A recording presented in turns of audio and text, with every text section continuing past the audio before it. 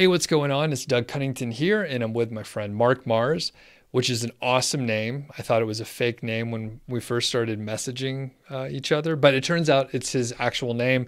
And we're going to go through sort of his path to running a service-based business. And he came up sort of similar to me through the corporate world in IT. He's done some, SaaS and entrepreneurship before he got onto this whole niche type world. So let's bring Mark on.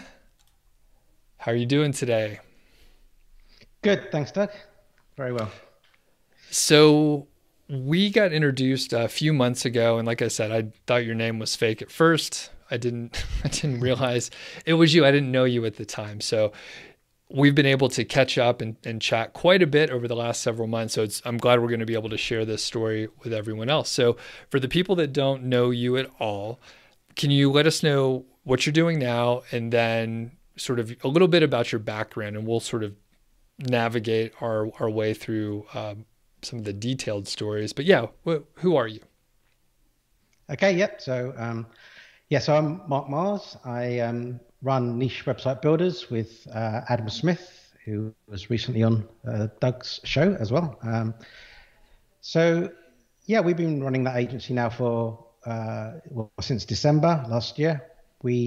I've previously run another digital agency, which is more of a traditional kind of local business kind of agency in the real world, I guess. And prior to that, I worked at Microsoft for about a decade as an application development consultant, and kind of in between the agency, like before I left Microsoft, and then after, I also started a SaaS software company with a couple of developer friends of mine at Microsoft. Well, we essentially created a software tool and then got investment, and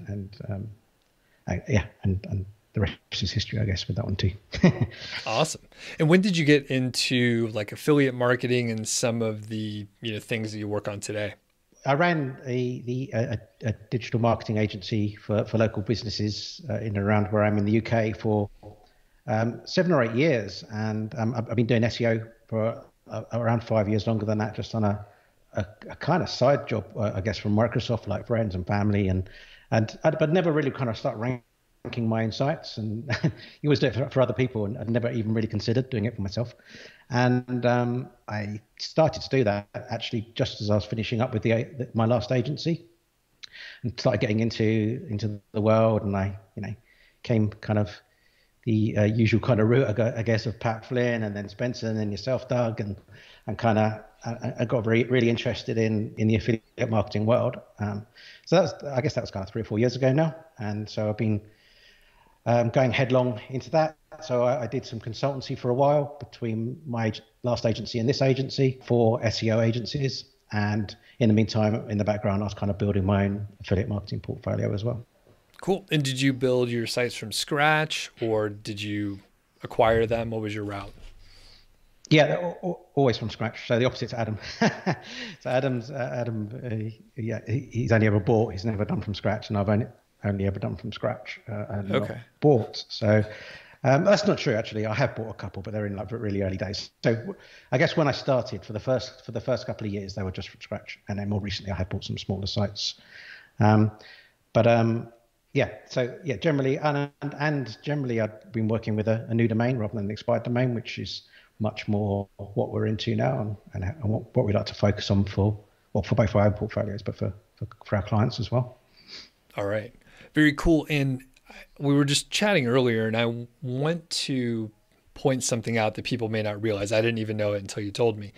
You said that the domain and niche website builders started as you documenting a case study, which is sort of still in play. I mean, people can go and read some of the early days, and that was like at the end of 2018 or so. So can you tell us a little bit, maybe just about that site, and then how the process went documenting it, and then what opportunities it brought by, putting yourself out there? Because it kind of started at nothing, right? The site had no traffic. You had no chops really, right? And you were just starting to blog in internet marketing like everyone else, right? So tell us about that. Yeah. So niche website.builders was I guess, originally the blog. I gave them the case study and the name Niche Empire Project, and really it was just for me to I wanted to document my story along the way, but for me really, so it's very easy to just carry on and not really track what you're doing and just get kind of lost. Well, not lost, but if you're not tracking what you're doing, then you can forget what you've done and what was successful. And I kind of wanted to do that anyway. So I wanted to kind of track my earnings, track what the changes that I made. And I figured that, hey, I could make it a blog. Because for me, like when I started getting into it and I started following some of the influencers in space, I started signing up to the Facebook groups. And, the case studies were always most interesting to me. And I think a lot of people feel that way, that they're the real stories that people can relate to and kind of can see that the real grind that it takes. It's just not an overnight thing. And then it's much more believable, I think. And so I figured I'd start the case study as well, so I could document it myself. But also I just wanted to share it with the group and kind of get feedback and that kind of thing. So I started sharing that with the different groups.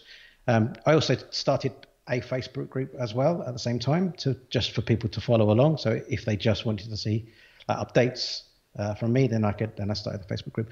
So that kind of grew over time. I can't remember kind of how quickly it grew, but it was growing pretty quickly. It was getting quite a few people interested because, like I say, people generally seem to be interested in case studies. So that was running for about a year, probably, that Facebook group and the case study, before Adam and I met. And then 3 months after we kind of started the agency, and we kind of flipped the group then and made it the company. But yeah, on the blog still today, if you go to the Niche Website Builders website, you can still see the updates from that case study. And I was doing it every single month, and it was pretty detailed. They were pretty long blogs. It took me quite a while to do. Went into all of the details, and I think that was what people quite liked, because I went into the exact processes, and it wasn't high level. It was quite detailed in everything that I did every month. But it also kept making me push on and do more each month as well. So I had something to write about. So it was kind of had that effect too. Yeah, I love the case studies. When I started, Pat Flynn was doing the Niche Site Duel 2.0. So that's circa 2013. And then I think the site that he started was the Food Trucker site out of that case study. And then right around that time, Spencer was doing his Niche Site Project 1, which he graciously let me use the name, which was, it ties into project management. That's how I try and justify it. I would name it something different potentially, maybe knowing what I know now, but it's fine. Spencer's good with it. I'm not trying to confuse people that we're the same person or anything. And I would encourage people, right? If you're thinking, hey, I do want to document my stuff and you want to give it a shot, people do love the case studies. And if you can do what Mark has done, I think you can really get traction. I mean, you still spend a year on it, and you obviously moved on, and you're not doing active updates on that case study currently, right? Pretty much. Not. And the last one was like 4 or 5 months ago. So it was kind of doing. So I've been running about 18 months, and it was doing about 1,500 a month. I mean, the good thing about this site as well is that about 50% of the traffic comes from Pinterest as well. So that's 50% organic from Google, 50% from Pinterest. It got to around 60,000 sessions a month at its peak. I think the last update it had gone down to like 55, but it's kind of been trucking along and just earning that kind of revenue passively-ish. Lately, though, I've been adding more content and adding a whole more links because it's doing well. I haven't had the time to kind of invest in it, so I've been pushing some more time into it. Hopefully, we can get it near the 6-figure mark and kind of look to sell it next year. So, very cool. Yeah. Doing some of the stuff I've neglected, like internal links and stuff as well. So, or proper internal linking, should I say? So, okay, very cool. Silos on that. Cool. And one of the services that the agency offers is the Shotgun Skyscraper, which I'm currently checking out. I think I'm like 3.5, 4 months in. I've seen very good results. It was a brand new site, so I'm not seeing the impact yet, but I expect it to come. Now, the Authority Hacker crew, people should check out their podcast and their blog. Super smart guys. They sort of coined the Shotgun Skyscraper, which puts together a shotgun technique of sending out a ton of emails along with a skyscraper piece of content, which is from Brian Dean, Backlinko. So you guys are executing it exceptionally well from my point of view. So can you take us through some of the details? So I gave the one sentence summary, and what do you have to do if someone's thinking, hey, I want to give this a shot? How would you implement it? Yeah, so there's a kind of, I guess there's a number of steps to the process. Kind of, you know, we could go into quite a lot of detail, but I guess, you know, at a detail orientated-ish kind of level, you know, there's a few things with the skyscraper approach that Brian Dean kind of raised when he was first doing his approach. So, you know, the first thing is you're kind of taking the risk away from just writing a piece of content and hoping it'll get links by researching topics that are already popular in your niche. So that's something we'll do. We'll go in and look at within your niche and find everything that already does well and gets a lot of links. Because the idea being that, you know, if we write something on a similar topic or the same topic, then we should be able to get links too. So you know that the topic's interesting enough for people to get links. The other aspect of that is that, you know, we want to make sure that we can get enough prospects. So you're kind of turning keyword research on its head when you're researching topics for Shotgun Skyscraper. Instead of looking for low competition, you know, with decent volume kind of keywords, you're actually looking for difficult keywords, difficult, because what we're looking for is topics that have already got a lot of links. By default, by having a lot of links, they're going to be challenging topics to compete for. Because we want, as part of the Shotgun Skyscraper process, we grab all of those people linking to similar content or on that topic or similar topics in the past, and they become our prospects. So we grab the prospects, all of those people are linking to similar articles, and we put them through Hunter. Put the site URLs through Hunter, which is a tool for acquiring email addresses. You can bulk upload URLs into that, and it'll tell you what email addresses it knows. And that's all public data. Hunter data isn't kind of any bought data or anything underhand. It's they essentially just scrape the web for any instances of email addresses they find, and then put them into their database. So Hunter's pretty good. It gets about 50% of any URLs that you feed it. But what happens is that it gives you, it often give you multiple email addresses for each site, and then we've got to figure out, okay, which is the best email address to send to, because we don't want to be sending to all 15 email addresses, because we might be sending to info at and sales at and person's name at, and that same person might manage all of the inboxes, and therefore they're getting the same email all at the same time, and it just doesn't look good and isn't conducive to getting a link. So we choose the best one of the lot. So it might be something like editor at or content at, something that's not so good is info at, but if that's all we've got to work with, then we'll go with that too. But we try and give ourselves the best chance. And then, we go through that kind of outreach exercise. Then we use a tool. We now use Hunter campaigns, which is an additional module on the Hunter tool to do our outreach. And the good thing about those tools is that it'll automatically do the follow-ups for you. So for us, we have 3 follow-up emails in our sequence generally, and it will do things like it'll just automatically send those follow-ups, but it will do other things like it'll work out if the person was responded and therefore not send the follow-up, because you don't want that to happen, because that obviously doesn't look good. But also it's got some intelligence built in, so it figures out if the reply was an out-of-office reply, then it knows it wasn't a real reply, and to carry on sending the follow-ups and things like that. So we've got a number of tools that we use to kind of streamline the process for us. Okay, very good. And you summarized it pretty well, so it doesn't sound so complicated, but we'll start diving into some of these details that we talked about, because I've never implemented a skyscraper campaign in this capacity before, especially not the shotgun. And the reason why is I personally get a lot of emails, and I didn't appreciate getting all the emails because I don't care about the person's piece of content, and I'm probably not going to link to them, honestly, because I'm doing a little work for them for free. And one issue that I have observed too often is exactly what you mentioned you're trying to avoid.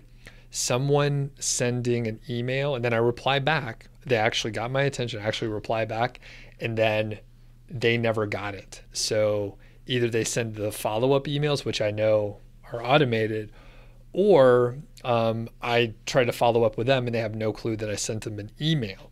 So with that, it sounds like you've used some other email automation tools. Any specific challenges with using those? Or is there any setup? Can you just use, any old email address? Can you use a Gmail? What's the approach with that stuff? Yeah, I think there's a few things there. Like, there's automation, but there's definitely got to be a whole lot of human element involved in this. So you need somebody. We have people manning the inboxes all the time, so we can get back to people straight away. Because the ideal situation is that you get in a conversation over email with somebody very quickly.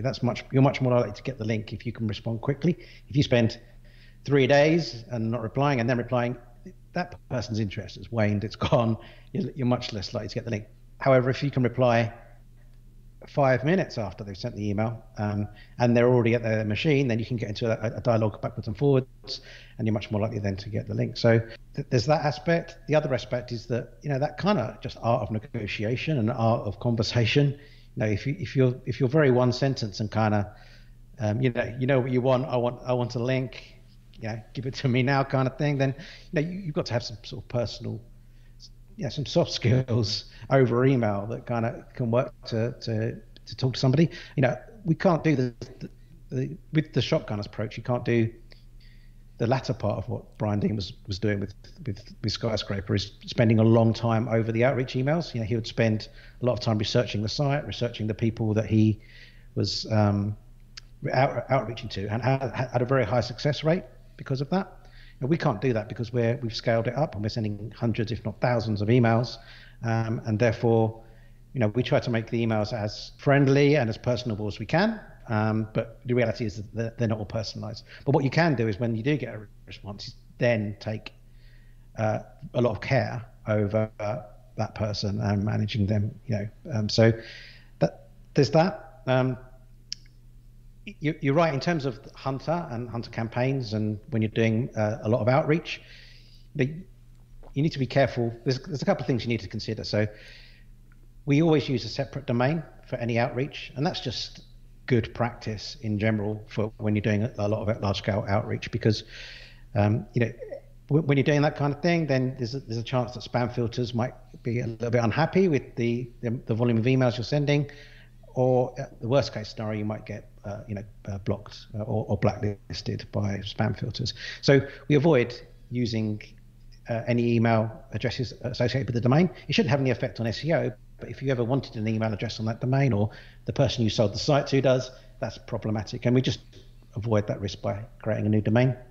So personally, we just use the .email extension. So if your site is bestpodcastmicrophones.com, then we would use bestpodcastmicrophones.email as the extension, and it really just looks like a quirky email setup at that point. And no one really looks that closely anyway, but if they did, it just looks a little bit quirky in that way. We use a Gmail account, as you suggested there, because we want it to look professional. That's why we're doing the proper domain. We're not using gmail.com. But the other problem with gmail.com accounts is it's very limiting in the number of emails you can send per day. So we want to send a lot more when you take into account the follow-ups we want to send as well. So a Gmail account is not good enough. So, and that's also how things like Hunter and Mailshake that you connect the accounts to Hunter and Mailshake, and that's how it works out that you've got the replies, and then they can do that clever stuff for you. Yeah. And then how many emails do you typically send per day, just on an average campaign, say? Yeah, so anything, or per day, so it's anything from 100 to like 350, something like that. Well, we max out at 400, so our largest kind of the largest packages that we offer, we do around about 400. We try not to do more than 400 a day, because again, that's something we've realized is kind of a limit. You don't want to be sending more than that, because then G Suite starts to suspect that this is not a human doing this, and it's unlikely they're going to be sending more than 400 a day. So that's kind of our top end, really. And if we want to do more outreach than 400 per day, then we just add more email accounts and additional personas as part of the outreach, essentially. Okay. And I have to imagine that you are getting responses back. So if you send out too many, you may not be able to reply in a timely manner. Just like you mentioned, you need to be able to strike. So there's some balance that you have to figure out. But whatever, 300-400 is probably like the max you would want to even try. Yeah, and I mean, you'll get plenty of emails back in your inbox every day by doing this as part of the conversation. I've done quite a lot of outreach over the years through doing SEO, and this is kind of one of this feels more genuine to me, although it's automated. And it sounds a bit the wrong way around, but you think about when you're reaching out for a guest post, right? It's it's very fake, right? It's like, I love your website. I've been a reader for a while. I'd love to work with you and get a link from you. And it feels really not genuine to me. And I've never really liked doing outreach in that way because I don't like to feel like I'm not being genuine.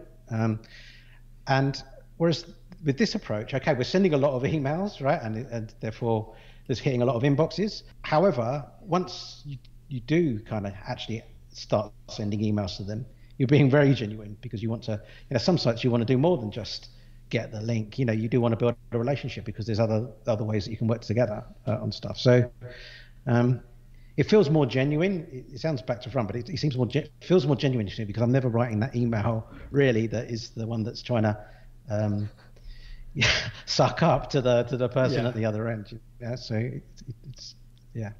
Okay, that's how. Very good. And let's go back to the actual content. So you talked about, it's kind of like reverse keyword research. You actually want it to be, it sounds like pretty popular, well searched, and generally more competitive. And that allows you to find more prospects. Did I get that reasoning correct? Yep, absolutely, yeah. And when you actually write the content, do you have any special tips with formatting or approaching the content, or is it pretty much a standard exercise of writing an informational essay? Yeah, it's an informational article, but I think that what we would say is that, okay, it's a cliche, but to be link worthy, right? The article needs to be link worthy. So it can't be just a bog standard 1,000-word article. Okay, 1,000 words, you could say a lot in 1,000 words, and that's good.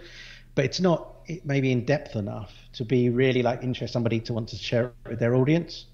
So that's the way you got to think about it when you're reaching out to these people. The ultimate goal with the Skyscraper approach is that we get a link from an existing article on our prospect site, linking back to our Skyscraper article for free. So the ultimate goal with Skyscraper is we don't want to pay for the links.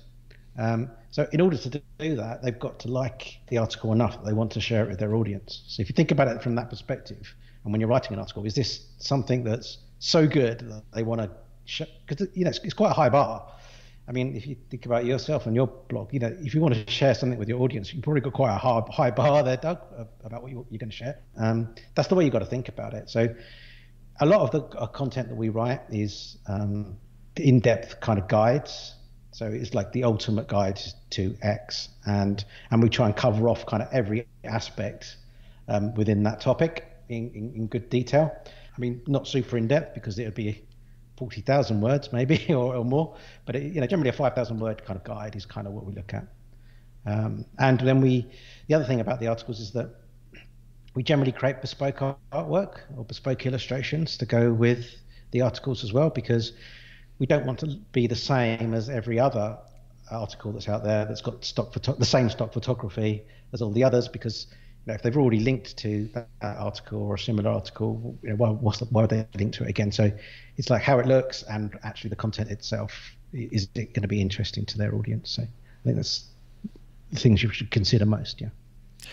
And one thing that I can offer up, although I haven't done this specifically, is if you have data, if you can either pull together data from multiple sources, and we're talking like actual statistics, and then create the artwork for that actual set of statistics, even if it's not your, I mean, if you can get original data, that's fantastic. But if you can curate the data from other places, do that as, basically an infographic, that's something that people potentially will try to find and, take your image and then hopefully link back to you.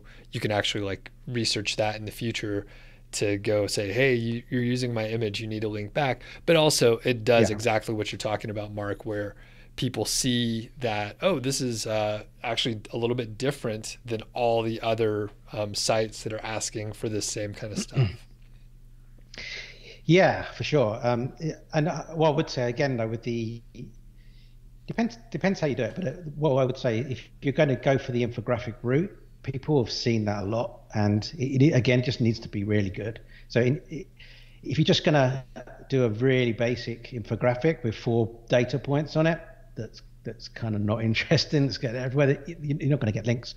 So either there's got to be vast amounts of data that kind of all brought together is kind of really interesting, or it's got to be kind of unique data to yourself. But it's as well, the artworks, it's got to be next level as well. I always think with the artwork, because people have seen so many infographics over time, and there's lots of tools that help you build them now, and icons, and you can use out of the stock. But again, you just got to think it's got to stand out from every other infographic that you've ever seen. If that makes sense. Yeah, and actually 98%. Sorry. Oh, I was going to say, and actually what I meant was to have like a small infographic on your Shotgun Skyscraper, or on the Skyscraper content, so that there's custom graphics, it's really good content, and there's some data on there. So like really I've found more success like stacking ideas together, where I did like a guest posting campaign on top of a Skyscraper campaign. Like that worked pretty good, because again, you're stacking things together, which is why like the Shotgun Skyscraper. And then if you could throw custom graphics, like you said, that's a great way to differentiate from all the other people that are publishing similar content. Yeah, exactly like what we did for your Skyscraper piece. So we used about 20 different data points, which were just publicly available statistics, right? But it kind of added, we didn't put it into one graphic, it was kind of distributed throughout the article. So it kind of added, it's kind of interesting snippets of data that you kind of read as you kind of reading through the article. And that's kind of bespoke graphics, I guess, along the way there. So that works quite well as well. Awesome. Any other details with how you guys do campaigns, or, people should think about certain problems they may run into if they were trying to do this on their own? I think we probably covered most of that off. Right. Trying to think about what else is there. But how about how much the software would cost to, like, because you were talking about using Hunter. I know there's other alternatives, but you could talk about that. Hunter's the best by far. I mean, there are other ones, but just the accuracy of the data and the amount of email addresses you get back just doesn't compare. So at the moment, I know there's definitely more tools coming out, which seems quite regularly now, which I haven't tested any for a while, but Hunter has been the best for a while now. But yeah, we use Ahrefs to do a lot of the keyword research initially, to the topic research. We also do use that for the prospecting. So we do, like I said, we download all of those prospects, and that's just a case of a lot of downloads of CSVs, which takes several hours, and then kind of merging them together. So we use Ahrefs for that aspect. We use Hunter for the email addresses and the campaigns. So, I mean, Hunter is really quite expensive, really, depending on how much outreach you're doing.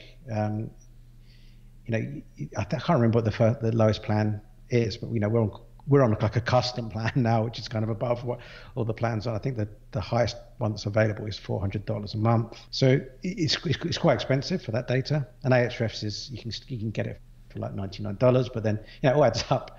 I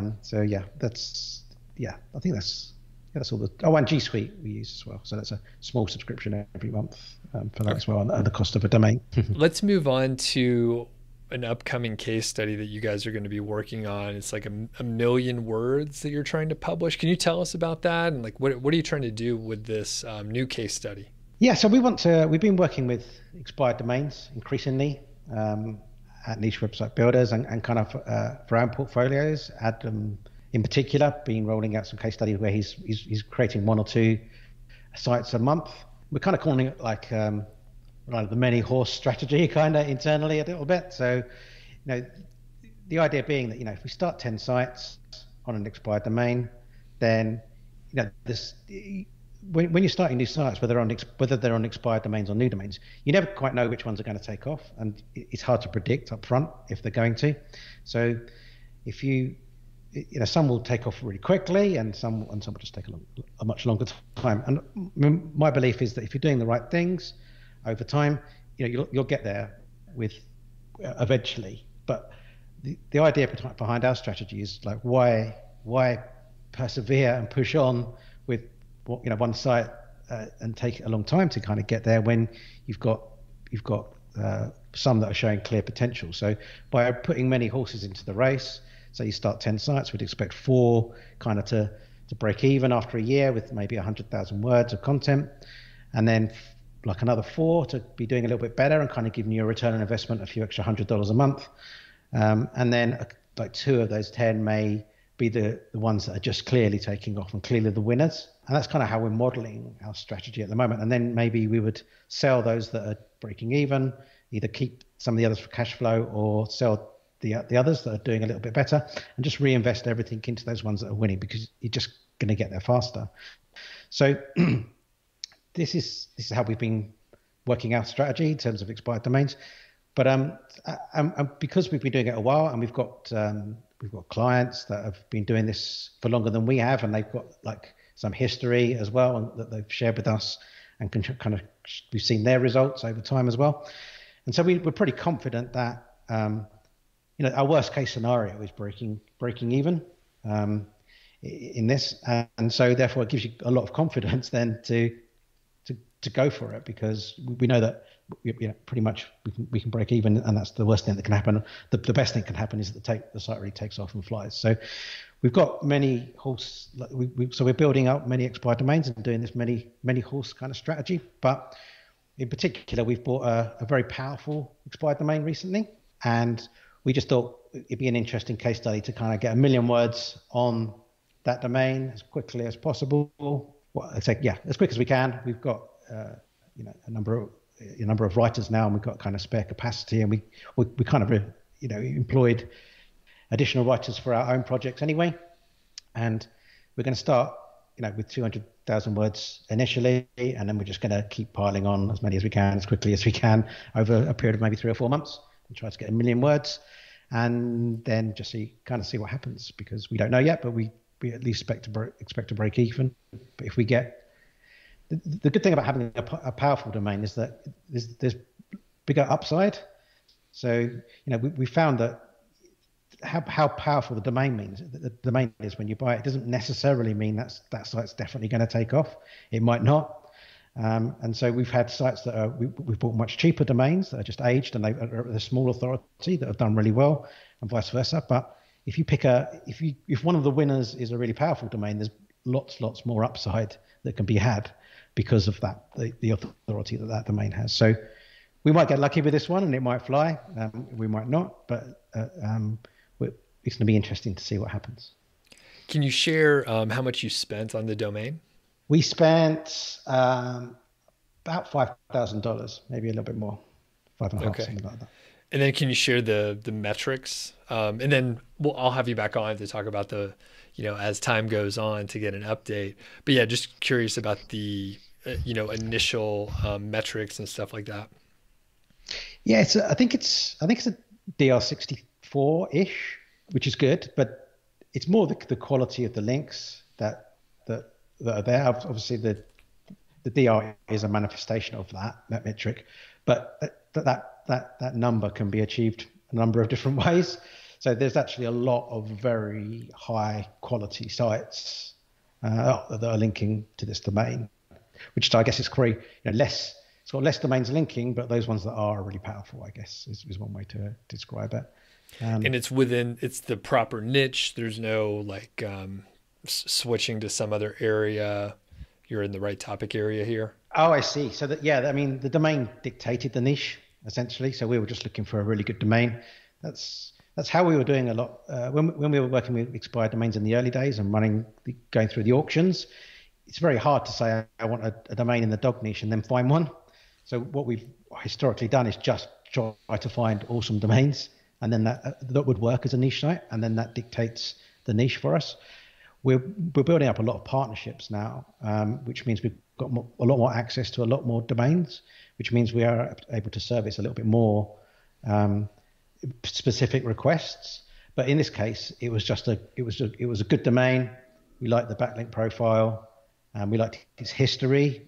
Looking at Wayback Machine, it was a very credible kind of site historically, and that's why it's got some really good links, and that essentially dictated. It's in the sports. I can tell you, it's in the sports space, and that's why we decided to go with it. Nice. And you mentioned 1 million words. How many articles do you envision that being? Oh, you'll make me do math now, Doug. I mean, typically, it kind of varies because we base the length of articles on a number of different factors on the competitors. But if you're typically saying that maybe a roundup review is 2,500 words, and then informational posts are 1,000 to 1,500, maybe single product reviews are the same, 1,000, 1,500. So they're talking, how many is that? Like 300, 400 posts, something like that. I was going to guess 400. I was going to guess about 400 to account for those, just ballpark. So, okay, that lines up. That's pretty cool. And you said you imagine it'll be 3 or 4 months or so to get it all done. Get it all done, and then it'll take several months more to see the fruition of our labour in that respect. It won't all we don't expect it to rank overnight. It just doesn't with the expired domains anyway. But the sooner we get it on there, the sooner it will. I guess the other point is that we're looking to do 50% informational content, 50% affiliate content as well. Just because,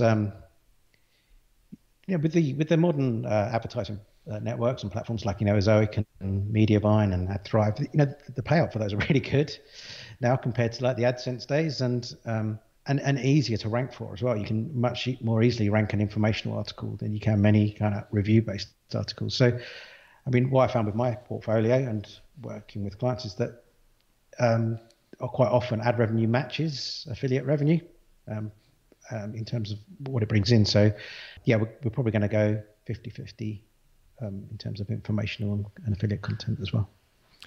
And will you be doing any link building campaigns along the way? Obviously, you have that at your disposal as well. Or are you going to just, let it stand and publish the content and see what happens? So that's the beauty of an expired domain that's already got a really powerful backlink profile, is that we probably won't do that in the first instance because there's going to be plenty of opportunities with the sites that are ranking that are weaker than us, a DL64 that we can go for. So that's what we'll go for initially, because what a lot of people, when you say that we paid $5,000 for a domain, people might think that's a bit crazy, or even a couple of $1,000 is a bit crazy. But it's actually a really, really cheap way to buy backlinks when you consider how much you'd pay for a service to get the same number of backlinks, 300 or 400 referring domains. It costs way more than $1,000 or $2,000 that you might spend on a domain. And it's aged. You've got to pick the right one. You've got to do your due diligence, because just because it's a powerful domain doesn't mean it'll make a good niche site, and not every domain has a good history that you'd want to build a good foundation for building a site on. So as long as you pick the right domain, it's actually a really cheap way of buying links. So yeah, to answer your question directly, in that first instance, when we're doing the first 1 million words, we won't build any links. However, if it takes off down the road and we see it really flying and thinking, hey, we can make this into much more of like a serious authority site and widen the scope into more sports and things, then maybe, and we want to go for some of the bigger players and the more difficult keywords, then that's when we'd look to build links as well. Very cool. Yeah, and I agree 100% with the, expired domain, or if, the better way, I think you could disagree if you want, would be to find a blog that has not yet expired and it's just under monetized. Maybe it's neglected and you could buy it for, relatively cheap because it's not earning much money. And then at that point, a lot of times with the expired domains, I've heard that there's some volatility. You may see, like you said, certain results, and you don't know how Google is treating those expired domains. But if it never expired, well, you're just coming up and publishing new content on a blog that didn't get any attention for a while. So yeah, I mean, 5,000 is a lot if you're comparing it to just a brand new domain. But when you add in the fantastic backlinks, it would be very expensive to get, however many backlinks. I'm just going to make up a number. You didn't tell me this, but to get, 100 backlinks that are pretty high quality, I mean, that takes time to get them. And then if you try to do it just immediately, it could take you, a year to get 100 really good backlinks. It could take you, 5 years to do it, depending on the niche. So very cool. Yeah, for sure. And when, I'm just curious, when are you guys launching this? Like, when is it going to be in action? So the keyword research is done, at least for, it's not the biggest one. It's not one of the biggest sports in terms of the amount of content we can write for. I mean, it's a popular sport, but it's not, it doesn't have a lot of equipment associated with it in terms of affiliate content. We're actually struggling a little bit to get to the 1 million words because of the lack of actually opportunity. But we will anyway, because we're writing a lot of informational content, and if we have to branch out into shoulder niches and stuff as well, then we'll do that too. But the keyword research is done up for like 600,000, 700,000, 800,000 words ish, and we've got 200,000 words ready, prepped to go for our writers. So they're going to be starting on that in like the next week or so, I expect. We'll get the first 200,000 words done. I guess probably then it'll be in a couple of weeks' time they'll be done, the first 200,000 words. All right. That's cool. I'll be interested to get an update as it goes along here. So any other details about this case study that I didn't ask you about that are interesting? I'm going to say no again. I don't think there's anything else to cover on that. I'm a good interviewer. You cover all the bases. Yeah. I mean, I think we're gonna be pretty public as well about this, but probably through yourself, Doug, and more than kind of on our own blog. But we're going to provide updates as much as we can, because hopefully it'll be interesting to see what happens, if nothing else, for sure. Yeah. Yeah, it's pretty cool. I mean, a lot of people don't have the resources to do it. So it's good to see like what can happen if you were to try this. It's a very common question that I get. And I have, sort of a side note here on YouTube. It's kind of weird occasionally. And some people have said, hey, this person's story is not relatable to me because I don't have $10,000 or whatever. Well, the good part is you can still learn from other case studies if you have different constraints. You may actually come up with more creative ideas to solve problems if you have those constraints. So yeah, I know people may not have the resources to pay for 1 million words, but some people do, and they do buy 1 million words worth of content. And then other people can still learn from your experience when you're sharing it, which is good. So everyone remember that. I know some people are like, fuck that guy who has $15,000 to buy content. But you know what? He's like, they're doing it. So maybe try to learn something and don't complain about free information. So just to gripe. I mean, go ahead. Yeah. I mean, I think the numbers are just bigger, right? So, if you double what you put into it or triple what you put into it, the more you put into it, the numbers are bigger then. So it still applies down at the lower level. So if you can only afford 100,000 words over time, over a year maybe or something, but you can double or triple your money, it's you're still double or tripling your money. It's just that the numbers aren't as big. So I think the whole thing still applies. It's still relevant, whichever level you're looking at there. Yep. And you don't know if it's going to work. And, some of the other comments that I've received about people investing, it's a risk. You're literally putting money up and you don't know if you're going to get a return on it at all. It's probably going to work out. You're calculating exactly what kind of moves you're making. You're not just ramping up out of nowhere, but there's a chance you're not going to see the ROI that you're expecting, and it would be in a very public way. So I appreciate you sharing the story, and I'm excited to hear more in the future. The things about these things is as well as that I think we come across this when we have new people starting into this space and I've got similar fears, is that very, very rarely, it's almost entirely unlikely that you're just going to lose everything that you've put in. If you put $10,000 into a site and you've done it properly, you've created the content, you've maybe built some links or whatever, it's never going to be a complete loss. You're not going to have lost all of that money because what you've built is going to be an asset that's worth something. So consider a scenario where, okay, the site's only worth $5,000 by the time you've finished with it. And you spent 10, then you haven't lost your full 10, you've lost 5. So I think people think if I spend this, I could just lose it all. And unless you're doing something you shouldn't be doing, or I mean, there's always a risk with Google, right? That the algorithm will come along and it doesn't take any prisoners. You don't necessarily have to be doing anything particularly wrong, but very, very rarely you're going to lose everything. Especially if you pay for an expired domain as well, that domain holds its value. If you spent $2,000 on the domain, it's probably still worth $2,000 at the end of the day, as long as you didn't buy a dud in the first place. You got someone to help you with the due diligence and that. So, yep, yeah, totally agree. That's a nuance that we can talk about another time. It's beyond the scope, but there is intrinsic value either in the links or in the content. So usually you're not left with nothing. There's something there, but with the volatility, that's one of the big things with website investing.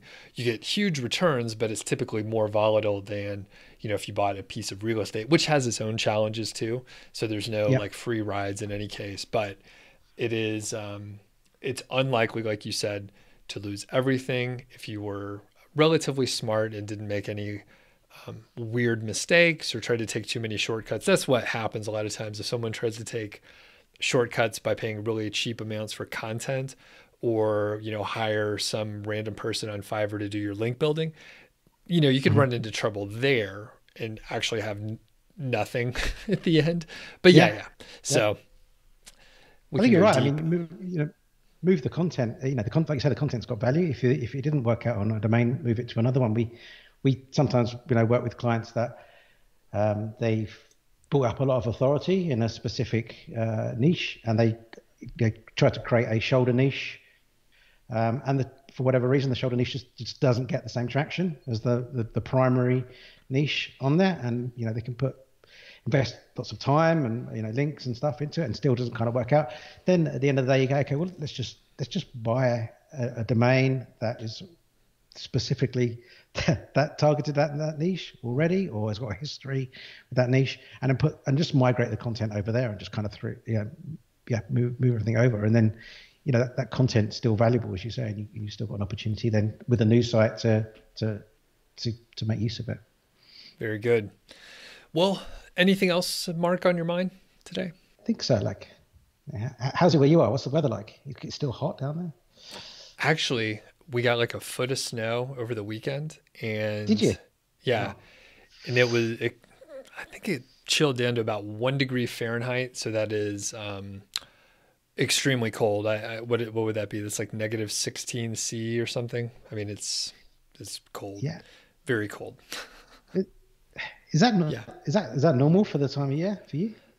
It's unusual. It happens occasionally. Usually it's more like January, February timeframe, and it's crazy. We actually had like some pretty serious wildfires, very, very close to us.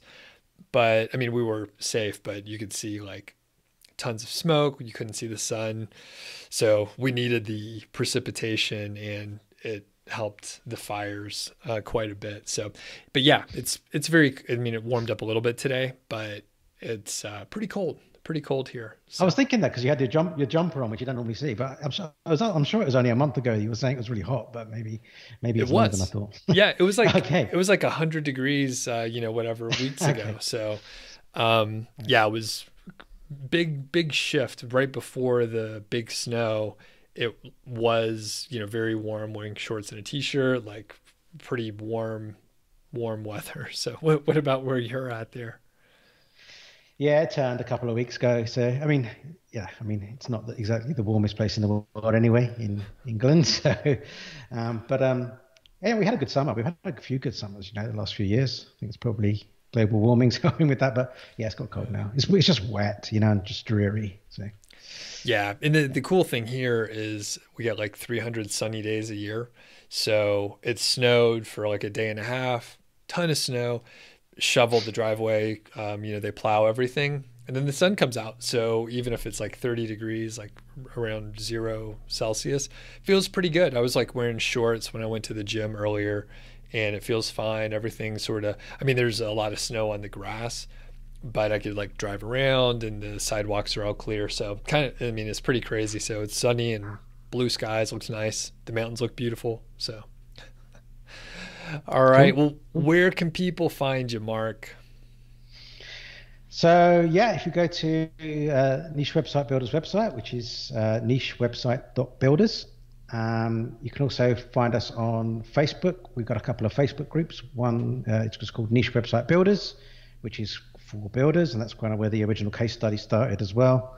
And then we've got another group called Niche Website Flippers, which is kind of like a free marketplace, if you will, for like buying, selling kind of site. So if you want to try and do some private deals on there, we recommend going through escrow. Of course, we don't vet any of the deals on there. They're just people putting sites up for sale or interested buyers. So sometimes it can be a good way to connect with people and avoid the fees a little bit.